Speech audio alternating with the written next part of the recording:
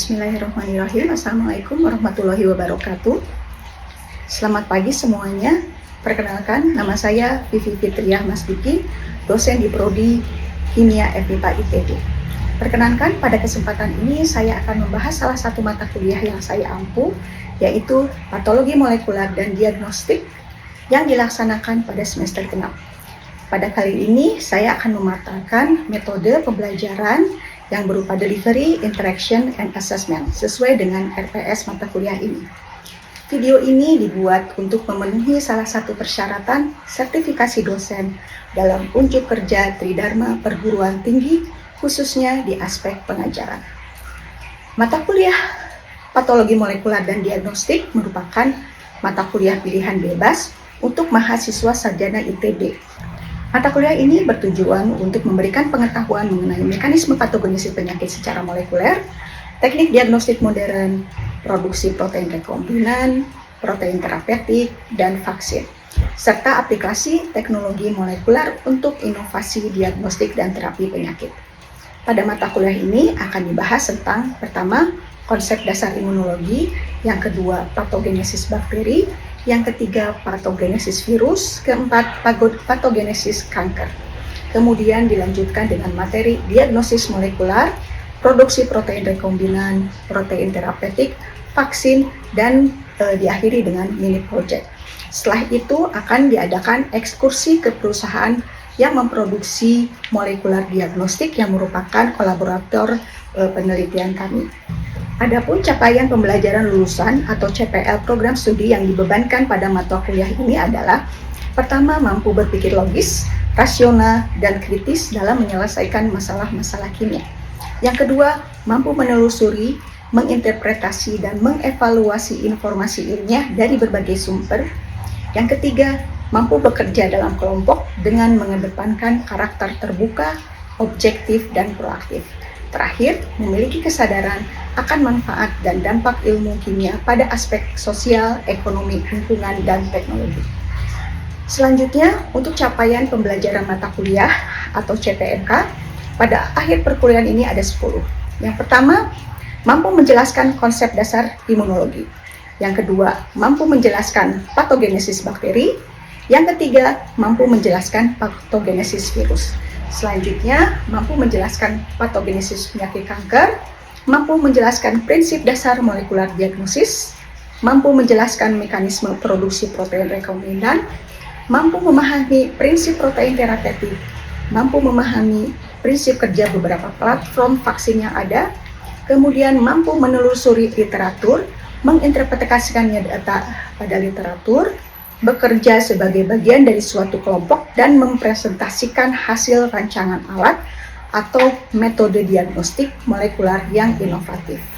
Terakhir, memiliki kesadaran akan manfaat dan dampak ilmu yang telah diberikan pada perkuliahan dengan kunjungan industri ke produsen alat molekular diagnostik. Referensi yang digunakan dalam mata kuliah ini yang utama adalah buku Medical Biotechnology dengan beberapa buku lainnya, di mana pada buku ini beberapa bagiannya dapat dijadikan sebagai referensi untuk mata kuliah ini, selain jurnal-jurnal yang terkait dengan topik-topik yang ada. Sistem pembelajaran mata kuliah patologi molekular diagnostik ini dilakukan secara sinkronus dan asinkronus. Bentuk perkuliahan sinkronus dilakukan secara tatap muka di ruang kelas maupun Zoom sebagai tools web conference-nya. Sedangkan untuk perkuliahan asinkronus menggunakan platform studi online ITB yaitu EduNext untuk penyimpanan materi perkuliahan dan penugasan mandiri ataupun kelompok. Pembelajaran melalui mata kuliah patologi molekular dan diagnostik ini dilaksanakan selama 16 pekan dengan 7 pekan pemekaran materi, kemudian tugas 1 dan UTS dilaksanakan pada pekan ke-8. Kemudian dilanjutkan pada pekan 8 sampai 16 yang berisi pemaparan materi, kemudian diskusi mengenai topik mini project yang akan dilaksanakan, kemudian terakhir presentasi kelompok mengenai mini project yang dipilih. Selanjutnya pada pekan ke-16 akan diadakan ujian akhir semester. Kemudian evaluasi pembelajaran mata kuliah ini didapat dari 4 komponen. yaitu ujian tengah semester, tugas, ujian akhir semester, dan mini project, di mana bobot penilaian masing-masing adalah UTS dan UAS sebesar 25%, tugas 10%, dan mini project 40%. Selanjutnya akan ditayangkan cuplikan dari proses pembelajaran secara sinkronus atau tatap muka di ruang perkuliahan. Selamat menyaksikan. Sekarang kita mulai dengan membahas deskripsi. Ya, bioteknologi ini di rumah kalian di teknologi medis. Jadi bioteknologi sama hanya di dalam bidang medis, gitu ya. Ya. Jadi kalau misalnya general definition, bioteknologi itu adalah aplikasi dari teknologi-teknologi untuk meningkatkan fungsi dari suatu organisme. Ya, contohnya seperti apa? Nah, misalnya, ini saya kasih contoh, kalau misalnya kalian tahu apel, nenek moyangnya itu ada yang kecil tapi manis, ya, ada yang besar tapi keset, gitu ya. Tapi sekarang apa yang kalian lihat di supermarket? Ada yang besar, manis juga, ya. Nah, itu seperti apa sih membuatnya? Apakah itu masuk terhadap produk bioteknologi atau tidak? Nah, biasanya itu melalui teknologi yang diatur, ya, pakai penyelangan, ya, sehingga nanti didapat suatu produk yang kita inginkan, ya. Yang tadinya misalnya buah nggak manis menjadi manis, yang tadinya kecil menjadi besar. Nah, kira-kira itu produk bioteknologi bukan? Ya, atau tidak? Bukan lagi. Kenapa bukan?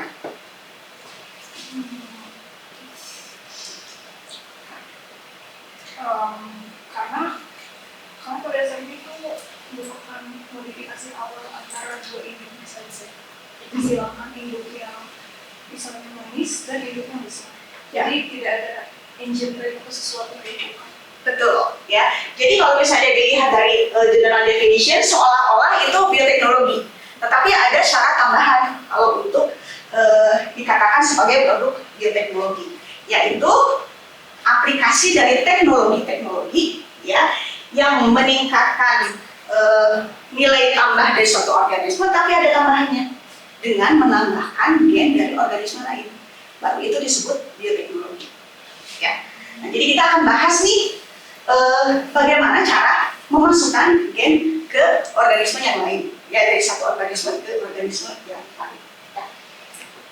Nah, sekarang kita masih bahas tentang terminologi, ya. Apa itu rekayasa genetika? Ya, itu bagian dari bioteknologi. Ya, untuk mencapai produk-produk bioteknologi ini pakai rekayasa genetika. Nah, jadi sebetulnya rekayasa genetika itu kumpulan teknologi-teknologi, ya, yang diperlukan untuk menciptakan transgen. Sekarang apa itu transgen? Kita lihat, ya. Jadi genetic engineering ini melibatkan teknologi-teknologi. Pertama, misalnya contohnya mengisolasi gennya gimana caranya, ya. Misalnya produk insulin, bagaimana sih mengisolasi gen insulin dari human terus dipindahkan ke organisme lain, gitu ya. Kemudian bagaimana cara memodifikasi gen, ya, contohnya enzim-enzim supaya tahan panas, bisa nggak diubah-ubah, ya, gennya. Nah, kemudian yang penting gennya kita udah dapat. Sekarang bagaimana caranya memindahkan gen dari human, misalnya dari manusia, ke E. coli atau ke ragi, gitu ya. Nah, baru teknologi yang lain itu mengembangkan transgen itu supaya bisa meningkatkan value, ya, dari suatu organisme. Jadi ada istilah transgen, ada istilah transgen. Jadi kalau transgen itu gennya, ya, gen hasil rekayasa genetika yang dipindahkan ke suatu spesies. Transgenik itu organismenya yang mengandung transgen yang tadi yang kita pindahkan, ya, melalui proses bioteknologi. Nah, jadi proses pemurnian tanaman yang tadi dibilangkan itu bukan proses bioteknologi, karena tidak ada proses pemindahan gen dari organisme lain ke organisme yang satu ke yang lain. ya. Nah, ini juga mungkin sudah beken istilahnya. Ada pernah dengan GMO? Ya, GMO, genetically modified organisme. Ya, jadi si transgeniknya itu dinamai GMO. Ya, ini suatu organisme yang mengekspresikan sifat-sifat yang dihasilkan dari masuknya DNA asing. Ya, jadi organisme transgenik. Nah, ini kalau di supermarket sudah banyak ya ditemukan produk-produk itu ada kodenya, ya ada kodenya. Ya, tangan, kesehatan. Nah, jadi rekayasa genetika ini namanya banyak. Mungkin pernah dengar gene manipulation, gene cloning, genetic engineering, genetic modification, rekombinan DNA teknologi, ya, dan new genetics. Kira-kira untuk rekayasa genetik ini, apakah kehebatan manusia bisa menciptakan suatu metode ini atau seperti apa?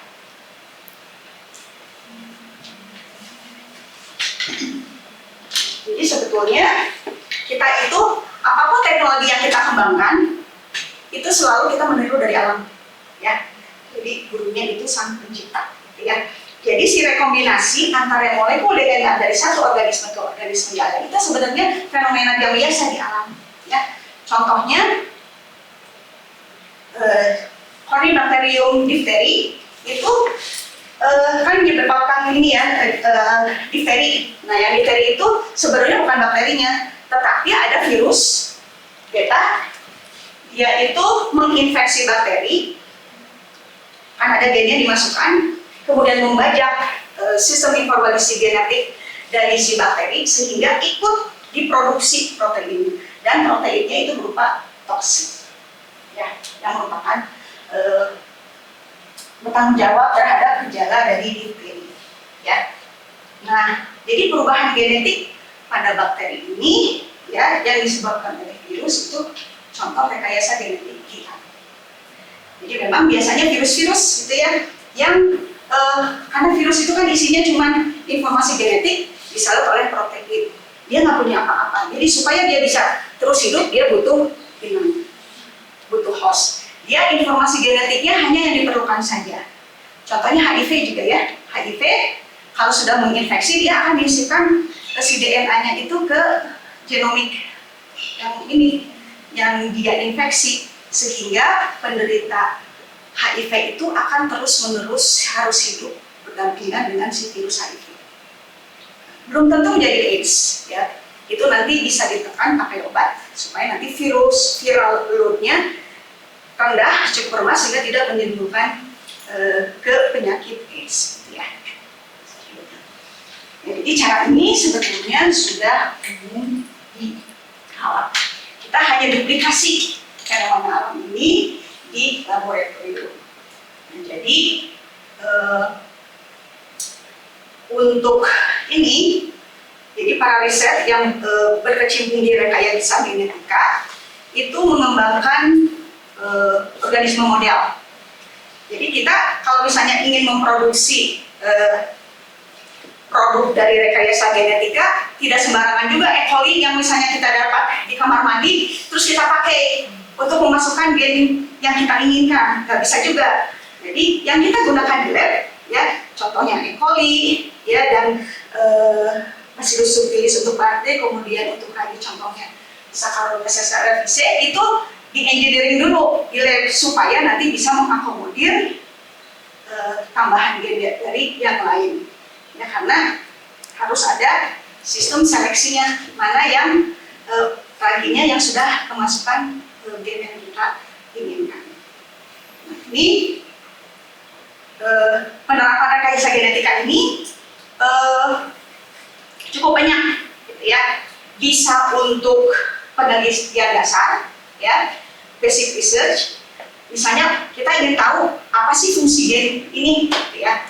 Kita bisa mendeteksi, ya, sehingga kita lihat fenotipiknya apa, ya. Kemudian bisa untuk produksi protein yang berguna, ya. Untuk membuat vaksin dari virus, ya, contohnya kemarin virus SARS-CoV, virusnya kan sangat berbahaya gitu ya, itu infeksius sekali. Kita tidak mungkin kerja di lab yang kita miliki di sini, harus BSL 3. Jadi dengan penerapan rekayasa genetikanya, asal kita tahu gennya, urutannya apa, kita bisa produksi subunit vaksin dengan informasi tersebut. Ya. Kemudian sudah banyak contohnya tanaman dan hewan transgenik. Ya. Untuk diagnosis medis juga bisa, ya ini melibatkan penerapan rekayasa genetik. Ya.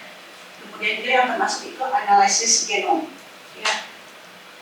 Ini contoh-contoh produk rekayasa genetika, ada kemudian ya, sebelumnya kalau orang penyakit diabetes yang sudah tidak bisa memproduksi insulin, isolasi insulinnya dari yang terdekat itu babi atau sapi, gitu ya. Nah, tapi dengan rekayasa genetika kita bisa mendapatkan protein insulin yang dari human, ya. Kemudian ini kapas, ya. Kapas itu kalau misalnya ini biasanya kan kalau tanaman itu hama, gitu ya. Ada hama, nah ini ada produk Monsanto, si kapasnya disisipkan gen, di mana gen itu akan memproduksi suatu protein yang nanti kalau ada hama makan, dia akan menghambat pencernaan dari si ini ulat yang makan hama kapas, gitu ya. Kemudian ini contohnya yellow rice, ya, namanya golden rice, ya. Nah, orang Asia itu terindikasi kekurangan beta karotin, gitu ya. Nggak suka makan sayur, tapi suka makan keju, suka makan nasi, ya, suka makan nasi. Jadi bisa apa? Salah satu ininya solusinya, ya udah kita masukkan gen-gen yang nantinya ada di metabolisme pembentukan beta karoten ke genom dari si beras, gitu. Jadi akhirnya bisa didapatkan beras yang mengandung beta karoten, gitu ya. Nah, kemudian ini contoh dari basic research, ingin tahu gen ini fungsinya apa, jadi dibikin mutannya, gitu ya. Nah, ini kalau misalnya wild type, si sporozoid itu kalau di nyamuk, gitu ya, kan host plasmodium itu ada di nyamuk, jadi itu nanti akan menginfeksi ini Salivaridae, ya. Nah, tapi sebelumnya di perutnya si nyamuk itu dia terjadi diferensiasi dulu, ya, dari oosis nanti dia pecah. Nah, kalau ini yang dihilangkan, ini protase, dia itu nggak bisa pecah keluar dari oosisnya, dia muter aja terus. Kan kalau ini tidak berini acak, tapi kalau ini tidak nggak bisa keluar. Jadi ini salah satu contoh aplikasi rekayasa genetika di basic research. Ya. Nah, sekarang kita akan bahas selanjutnya untuk membuat protein rekombinan, ya, itu bagaimana sih caranya? Ya. Jadi dalam pertemuan kali ini saya akan membahas pendahuluan ke protein rekombinan. Ya. Jadi yang pertama kita harus sudah tahu dulu target gen yang akan kita pelajari atau yang akan kita produksi itu apa, gitu ya. Kemudian kita harus memilih ekspresi vektornya apa. Jadi seperti kita mau dari Bandung ke Jakarta, kalau jalan kan terlalu lama, terlalu capek, belum tentu nyampe, gitu ya. Jadi harus ada vektornya dulu, kendaraannya, ya. Bisa pakai mobil, sekarang bisa pakai bus, gitu ya. Nah, ini juga sama, si gen yang akan kita transfer ke organisme lain harus diantarkannya itu pakai kendaraan, ya, yang disebut vektor.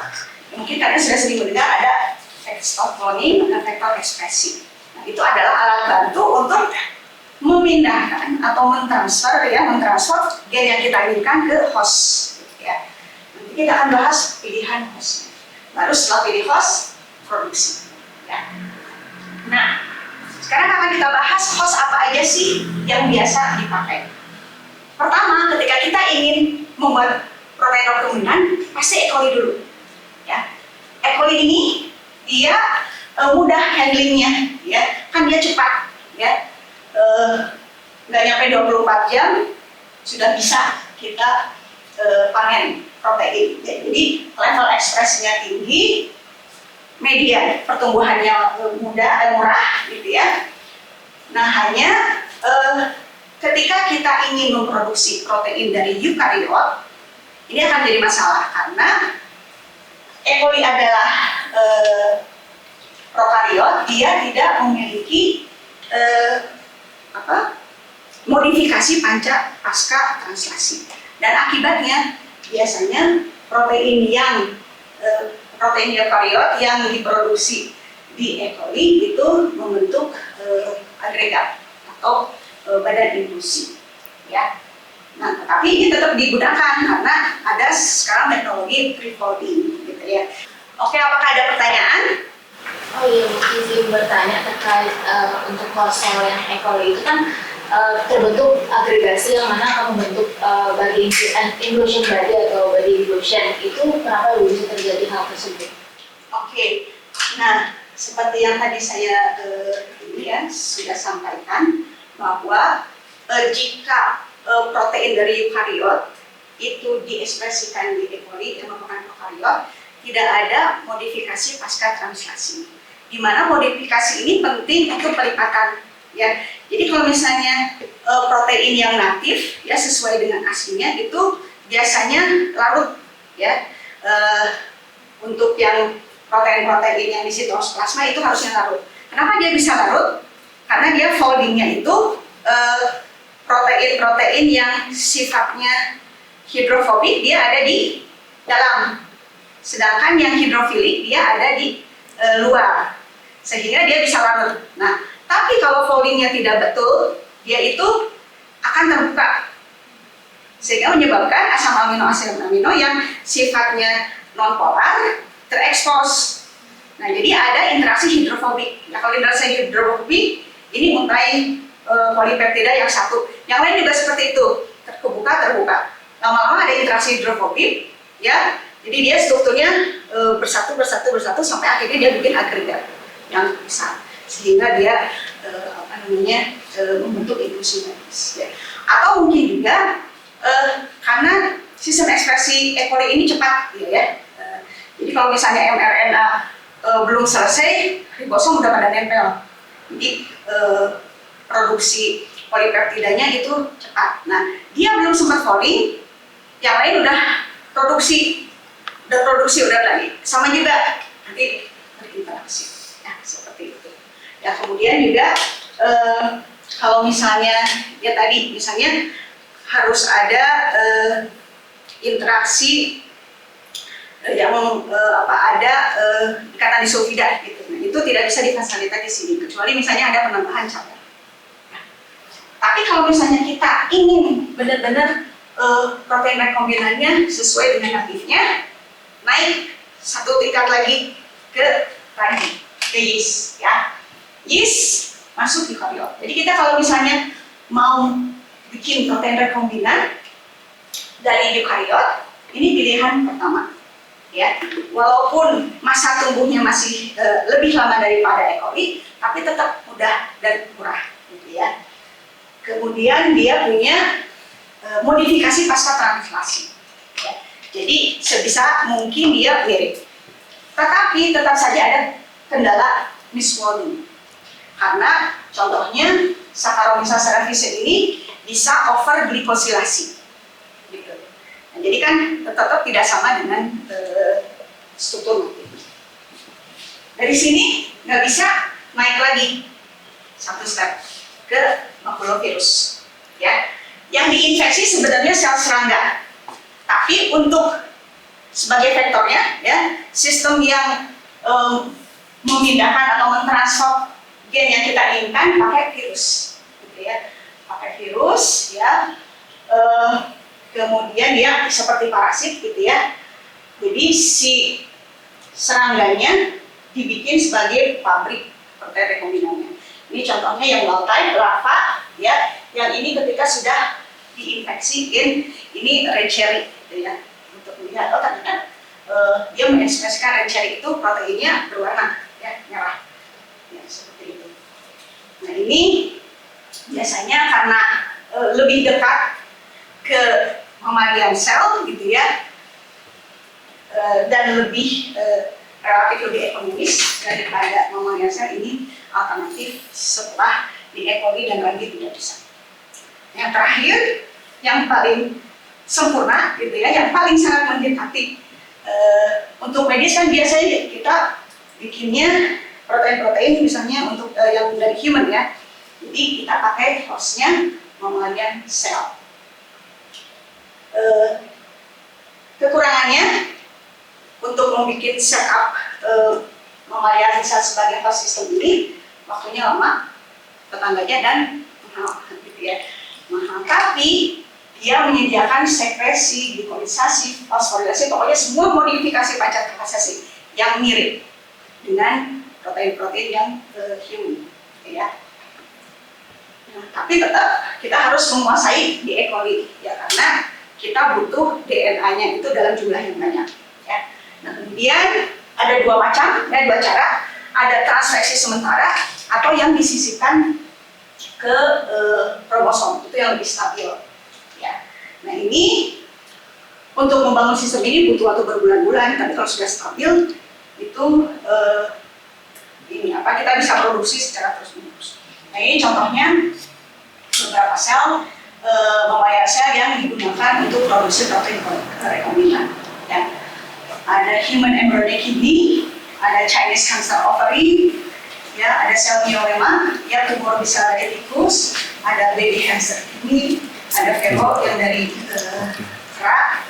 Tahapan-tahapan dari pembuatan protein rekombinan ya, ini caranya namanya gene cloning gitu ya. Jadi pertama di sini kita pilih gennya tadi ya, mana yang mau disisipkan ya.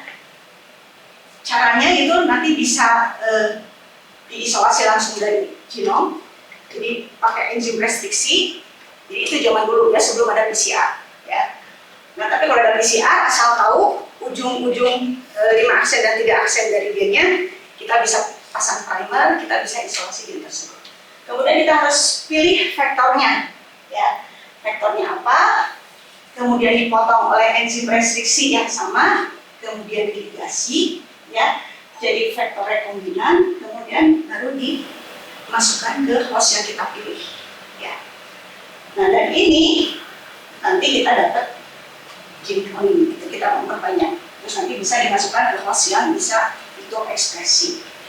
Nah, sekarang saya ingin memperlihatkan ya, ini sekarang kita udah tahu gitu ya, bagaimana cara membuat protein rekombinan.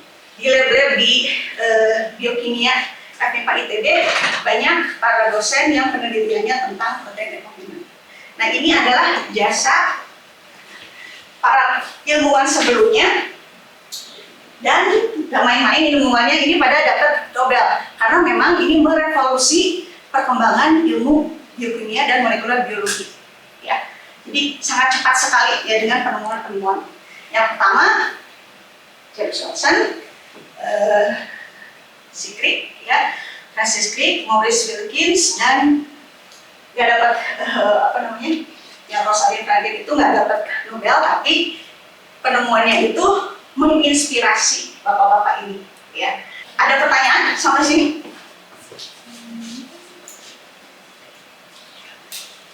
Kalau tidak ada pertanyaan lagi, saya cukupkan kuliah untuk hari ini. Wassalamualaikum warahmatullahi wabarakatuh. Demikian deskripsi singkat serta cuplikan proses pembelajaran dari mata kuliah patologi klinis dan molekular yang saya ampu. Semoga dapat memberikan gambaran mengenai proses pembelajaran mata kuliah ini. Saya mengucapkan terima kasih kepada Kemendikti Saintek, seluruh tim sertifikasi dosen 2025, seluruh jajaran, pimpinan, rekan sejawat, dan para mahasiswa ITB. Demikian yang dapat saya sampaikan. Sekian dan terima kasih. Wassalamualaikum warahmatullahi wabarakatuh.